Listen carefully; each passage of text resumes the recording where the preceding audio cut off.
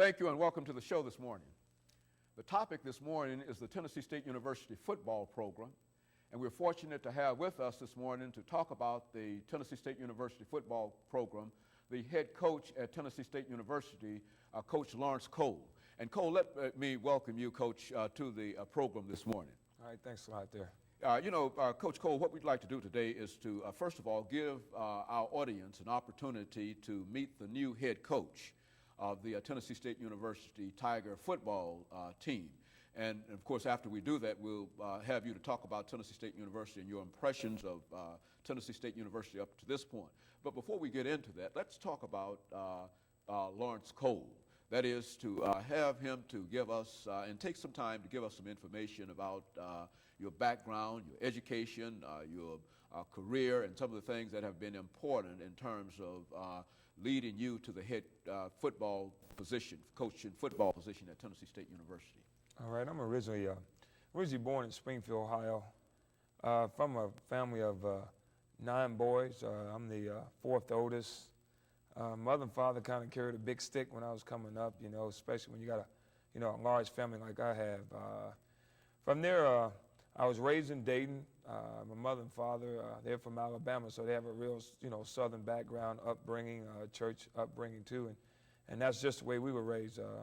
My father was a very disciplined man, and he always raised us to say yes sir, no sir when you meet adults, and when you come through the house, you don't just walk past people, you speak to people, and he learned us the values about life. From Dayton, I went to Dunbar High School. From there, I went to the University of Nebraska, where I played college football at.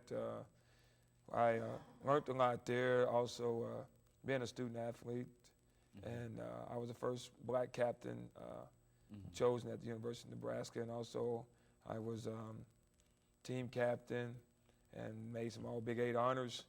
And after leaving Nebraska, I had a chance with the New York Jets and had an opportunity to get in the pro ranks a little bit. Left the New York Jets and went to the Denver Broncos, and then went in the World Football League. Played in the World Football League for about 3 years. And then from there, I went back to Nebraska and, just started working on some graduate work and ended up getting into coaching. And I always always liked it, working with kids all the time. So that's always been a big factor of mine in my life. When you come from a large family, you're always around a lot of people because everybody in the neighborhood was at our house, with your 9 brothers. So I had 10 friends, my brother had 10 friends, so we all, the whole neighborhood always came to the house. But, I just feel like coming from Dunbar High School and then going to Nebraska, change of scene. I lived in an all-black neighborhood, and it was an adventure for me going to Nebraska, sitting in a classroom when I'm used to always sitting in a classroom with all black kids, and then all of a sudden I go to Nebraska and then I'm the only one in the class. So, it was an experience, and it was a growing up experience, and plus Nebraska's quite away from home where I'm from. So, it was a growing up experience. And, once after that, I started off in my coaching career. I went to New Mexico State, was my first job. And my first job in New Mexico State, I coached outside linebackers, and my first salary was $11,000.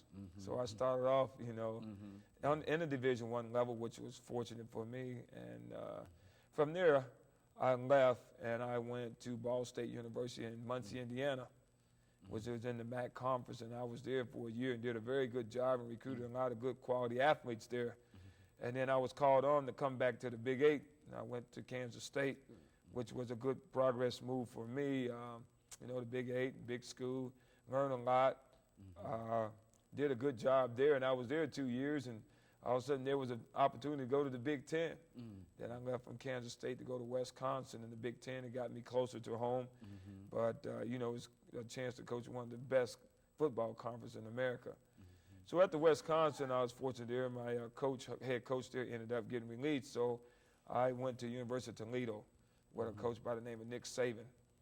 And I was there for a while, in my career. I was just kind of like going around and around, and I felt that I was learning a lot about football and felt like it was time for me to, go after a coordinator position or become a head coach. And so I had the opportunity to go to Morgan State University in Baltimore, Maryland, a black institution.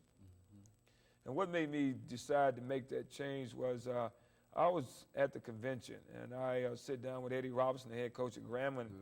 You know, we were just sitting there just talking one day, and, you know, he said, you know, I see a lot of young men here at this convention, and everybody wants to keep going to the white institutions and think that that is where football was originated from. And he said, you know, if all you guys have all that knowledge, why don't you just, you know, come back to the black universities and, you know, give back. And, you know, I just kind of went home and I kind of slept on that, and I kind of thought about what he talked about. And it just kind of hit home with me a little bit. So what I did, that's when I applied at Morgan State University and became the assistant head coach and the defensive coordinator.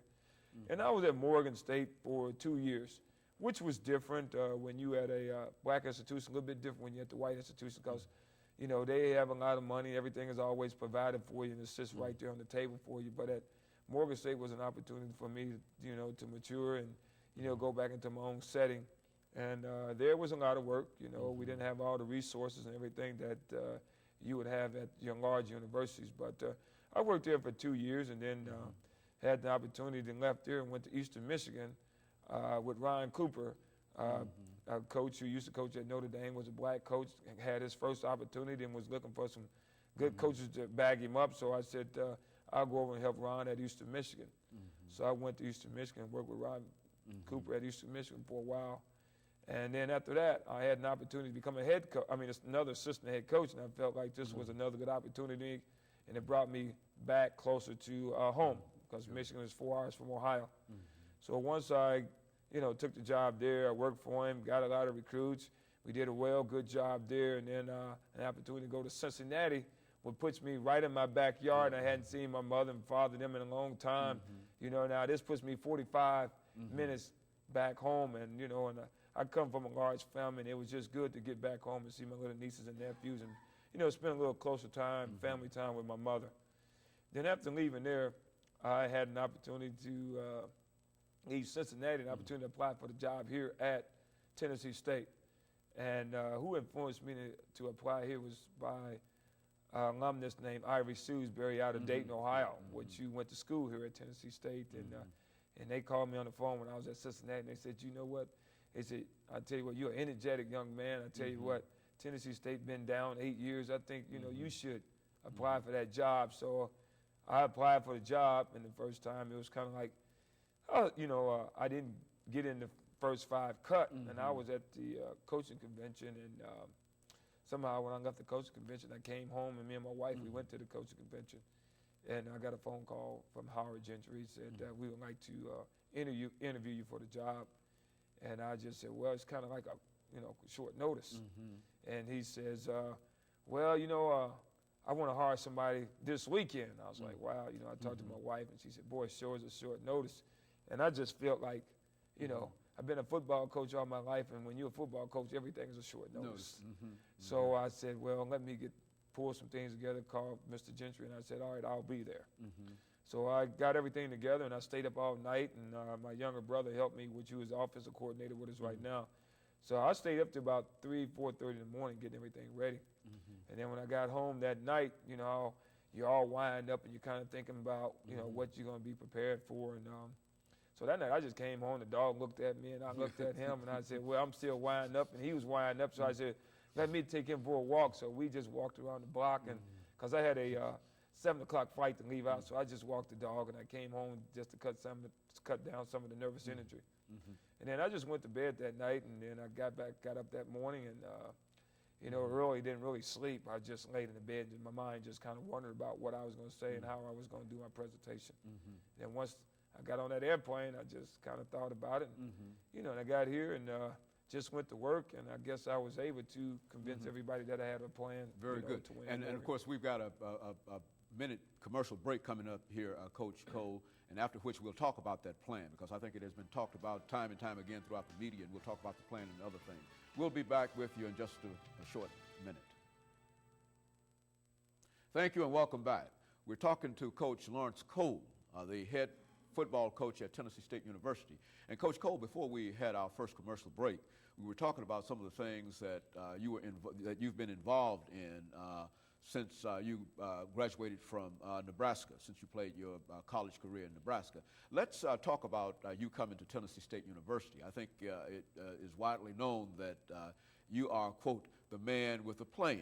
And I think that that's true in the sense that you brought with you some information as to how you plan on bringing the Tennessee State University football team back to glory.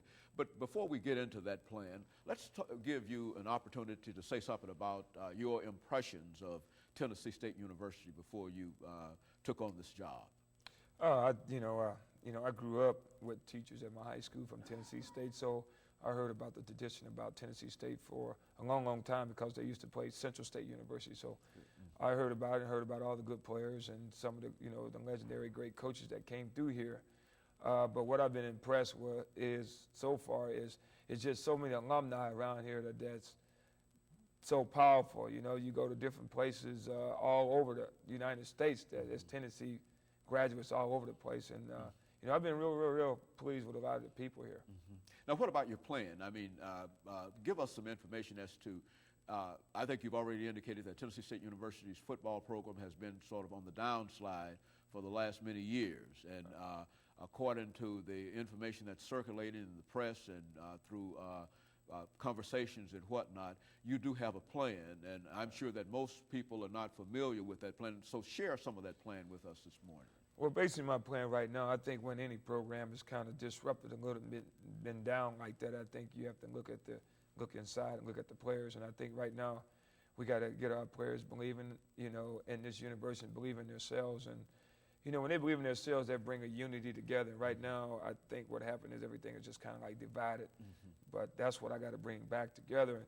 And that's what I talked about when I first came here. I think the education part is the most important part, that I have to get these young men to understand that why they're here at Tennessee State. And they got to think about all the great people that don't graduate from here in Tennessee State, that's in the public out here teaching schools and on TV programs and all over the country. But I have 5 things what I tell our players that I want them to believe in, and I think if they believe in that, what I'm telling them, I think this will help our program turn around. And the 5 things I talk about all the time, I tell those guys, number 1, their faith is number 1 in their life. And I believe if they believe in that, then I tell you what, I think we're on the right track. Number 2 is their family. Those are the people that's going to be by them. Don't always think your friend's going to be by you when times get rough. Number 3 is their education. That's why they're here at Tennessee State. Number 4 is that athletic ability that God gave them. Number 5 is their social life, and I'm not a big guy on social life because I tell those young men that, hey, they can go right outside and you probably can talk to a squirrel, you can talk to a tree, that'll talk back to you. But I want those guys to understand the 5 things, and I think if they take those 5 things and then look at those 5 things every morning, and I'll just go over them, I always have to repeat them to them all the time, and I say, hey, their faith, their family, their education, their social life, their athletic ability and their social life, they keep them like that and we'll be all right. But what happens to a lot of young men today, and what don't probably happen in the team, is that they're taking the social life and they're trying to move it up in front of here, and it don't work that way. So they got to keep those 5 perspective things in life, and I think the program will go in the right direction. But, those are things I'm working with our guys with right now just to get this program in track. Right now, I got them in the academics, I got them in study hall, so, we put in a lot of time in study hall. We go from Monday to Thursday from 2 to 9, and then we got a room over there in Gentry that I put them in right there, and then the coaches are doing the monitoring of the study hall. Also, I have worked with the university as, getting tutors for them, providing people if they need extra help in any types of studies. So we do have that in place right now. So we have the academics in place, and right now we just got to get the football in place. But that's what we're working on right now. And then as far as weight training, we weight train every day. And right now we're doing our conditioning, which is Monday, Wednesday, Friday, 6 o'clock in the morning. So I'm making them make a commitment to themselves too, because I think if any young man commits himself to get up at 6 o'clock in the morning, go running and jumping and doing all that, and got me screaming at them and all that, I think they're committed to this program, and then we'll get this program right back on track. It's interesting that you mentioned that education is one of the third point that you're talking about. And one of the real problems I think that we've had in college athletics, period, not only at Tennessee State University or historically black institutions, but this whole question of attrition, the ability of some of these young men to graduate and et cetera. And I think that what you're indicating here is that you recognize that, and that you're early trying to do something in order to make sure that not only are these young men successful on the playing field, but you're also trying to make sure that they are successful academically so that they might be able to move beyond Tennessee State University with a degree. And I think you're to be applauded for that. But now let's look at some of the things in terms of recruiting these young people, and especially the NCAA requirements in terms of, have you had an opportunity to get out into the community, and what have you found in reference to some of the people that you're talking to now? Well, you know, when I first came here, that's the first thing I did. I hit the trail on, you know, trying to recruit here in the city area here at some of the high schools, because, you know, we only had like 2 weeks to recruit, so, you know, we was way, way, way behind the 8 ball, because, you know, right now recruiting was already started already for the next recruiting. But once I got in the public out there and just started going to the schools and just started talking to some of the professors, teachers I've been running into, you know, they talked about the academic part. Right now, you know, with the NCAA, with all these new rules, and they're changing every year, so the kids got to be adjusted to that right now. And that's what's hurting a lot of the inner city kids because of all the new rules. You know, you have the 2.0, you got to have 1,000, you got a 2.5, you got to have 920. So it fluctuates with your grade point average right now. But that's why it's important that we get out early, you know, recruiting get out early, so you can just kind of weed those people out. And you don't have that problem in college. You recruit the guy that really want to come to school and get an education. That's what I'm looking for, because I'm a big believer in this. And I say, you know, in my plan when I came here about mental errors, I talk about our kids that all the time, because if our kids are a failure in the classroom, they'll be a failure on the field. So that's what I look at. I think if the kid want an education and they're good in the classroom, then they'll be good on the field. And I'm a firm believer in that. And that's the kind of kid we're looking for. I'm looking for a kid that has a foundation. I will go to every kid home that we recruit to see what his support system is, because I think it's very important that the mother, the father, or the grandmother, whoever is raising that kid, is kind of supporting that kid.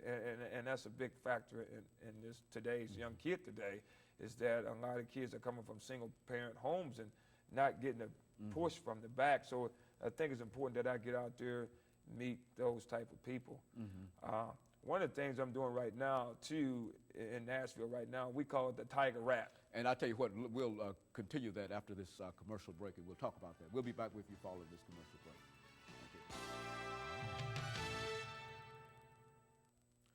Thank you, and welcome back.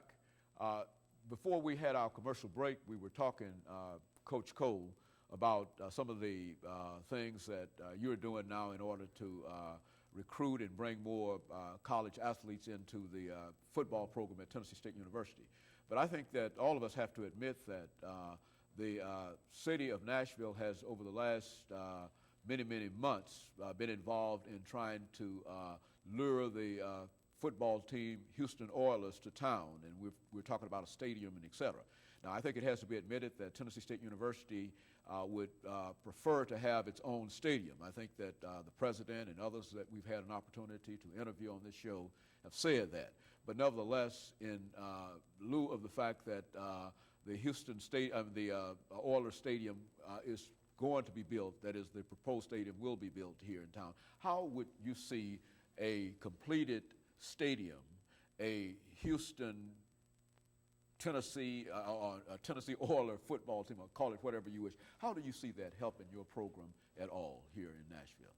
Well, you know, you hate to talk about it, but, you know, as far as a recruiting standpoint, you know, kids these days, they dream big, they see big, you know, planning a type of stadium like that is a great recruiting tool for you to have those type of facilities. But, you know, I'm a firm believer in, you know, college football to be played on campus, you know, and I know college football right now is a big business. And that is a business, that stadium will be. But, you know, I just think it'd be, you know, a great opportunity for the city of Nashville. You know, this is a tourist city, so, you know, it'll bring a lot of business here. And so there's a lot of activity that you can see that would be beneficial to what you're trying to do at Tennessee State University in terms of increasing your recruitment, in terms of finding a better selection of players, of people who would probably want to come here primarily because of the location of such a stadium, such a proposed stadium. Yes, I feel that as far as the recruiting part, that that stadium would be an attractive recruiting tool for us. You know, we've got about 4 minutes left before we end this program for today, Coach Cole. And let's give you an opportunity to perhaps talk about some things that we've not talked about before that you believe to be important, and at the same time to talk about some things or perhaps elaborate on some things that you've already talked about. Let's give you that opportunity over the last 3.5 minutes that we have here. First of all, you know, we got a program called a Tiger Rap program. The Tiger Rap program is that I'm getting each one of our players on our team here to go out to the local elementary schools, and we spend time talking to young kids about, you know, about life, how they've grown up, about respecting your parents. I think right now we've been about 9 to 12 elementary high schools, so we call it the Tiger Rap, you know. So we got our big guys in there, and they standing over these little large, small kids, and they looking up to them saying, wow, you know, look how big those guys are. Feeling their muscles. And right. So, you know, it's an opportunity to help my young, you know, my kids over there, to let them know to go out and know how to speak in public, doing something, giving back. Just never know, one of our kids might influence one of those young kids there to become a TSU graduate or football player later on in life, because, you know, sometimes when a little kid, the only things he thinks about is, wow, look at that football player. I want to be just like him. So, you know, hey, he might influence that kid later on in life. He might be a great football player. So there's a little catch in there for me as far as recruiting. Later on in life, that guy becomes a senior high school, say, well, you remember when I came to high school and talked to you? Yes, sir, and end up coming to our school. But that's one of the programs we got right now. It's called the Tiger Rap, and then we've really been working on that. The other situation right now, you know, we need to, you know, upgrade our facilities up there, you know, so we can stay in competition with the other schools in our conference and the other black universities. So what I'm doing right now is I'm going to be campaigning right now is we're going to put out a sponsorship for lockers. And we're inviting the public, and we're going to send it out everywhere to everyone to sponsor lockers. Corporations and whatnot. Right, and what we'll do is, what they will do, they will buy a locker, and we will put on the lockers, sponsored by Sears or sponsored by alumni or whoever buys the locker. People can go in together and buy a locker. We're going to want to sponsor out 100 lockers. And we're asking all the TSU alumnus, other corporations to join on and, you know, to help us get this program back in operation, where we can compete with the rest of everybody else. So what I'm trying to do is sponsorship out the locker room, and I tell you what, it'd be a first-class operation. So that's just all about, you know, bringing this program back to full go. Very good. Over the last 1 minute here, say something about fan support. How important will that be for you, for people to actually come out and see you whether you're winning or losing? Well, I think it's very important. I think sometimes people have to look at the big picture here. The program's been down a while. Don't expect something to wave a magic wand. I think what I want to do is put a good football team on that on the field that will be a hard-nosed football team, will play good, look nice, dress nice, you know, well-coached football team on the field. And I tell you what, and I'm from Nebraska, and I just firmly believe that you got to build from the foundation and build up. Very good. And of course, let me thank you, Coach Cole, for coming by and giving us that excellent information about the Tennessee State University football program.